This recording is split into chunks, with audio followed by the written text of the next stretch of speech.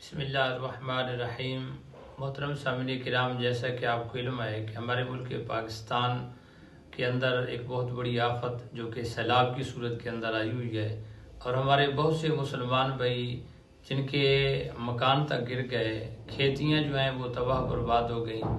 زندگی کی کل کمائی جو ہے وہ پانی کی نظر ہو گئی، اور بیچارے وہ در بدر کی ٹھوکریں کھا رہے ہیں، اور ان کے لیے سر چھپانے کی جگہ نہیں ہے۔ خیموں کے اندر، سڑکوں کے کنارے پہ بیچارے اپنے بچوں کے ساتھ وہ ہیں،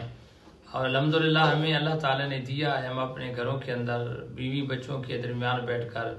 سکھ کا سانس لے کر کھا پی رہے ہیں، سو جاگ رہے ہیں، تو اللہ تعالیٰ نے ہمیں دیا تو ہمیں ان کی ضرور مدد کرنی چاہیے۔ میرے کریم آقا علیہ السلام کا فرمان بھی ہے، سرکار نے فرمایا کہ واللہ فی عون العبد ما کان العبد فی عون اخیہ، کہ اللہ تبارک و تعالی اس وقت تک اپنے بندے کی مدد کرتا رہتا ہے جب تک بندہ اپنے بھائی کی مدد کرتا رہتا ہے۔ تو اللہ نے ہمیں رزق دیا ہے تو ہمیں چاہیے کہ ہم دل کھول کر اپنے ان بھائیوں کے لیے مدد کریں، جہاں جہاں کوئی تنظیمات ہیں ان کے لیے ہم ان کو اپنا حصہ دیں تاکہ ہمارے ان بھائیوں کے وہ کام آ سکیں۔ تو اللہ تعالیٰ کا یہ نظام ہے، اللہ تعالیٰ معافی عطا فرمائے، یہ ہمارے اوپر بھی وقت آ سکتا ہے۔ مومن کبھی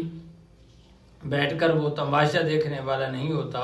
بلکہ وہ اللہ تعالیٰ کے راستے میں خرچ کرنے والا ہوتا ہے۔ میرے آقا علیہ السلام کا فرمان بھی ہے، سرکار نے فرمایا کہ من نفس عن مومن قربۃ من قرب الدنیا،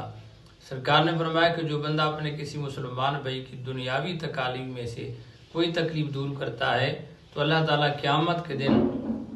ان کے اوپر جو تکالیف ہوں گی ان کی تکلیف وہ دور فرمائے گا۔ تو آج ہم ان کی تکلیف کے کام آئیں گے، یعنی ان کی تکالیف کو دور کریں گے، ان کی ہیلپ کریں گے، تو قیامت کے دن اللہ تعالیٰ بھی ہم سے ضرور درگزر فرمائے گا۔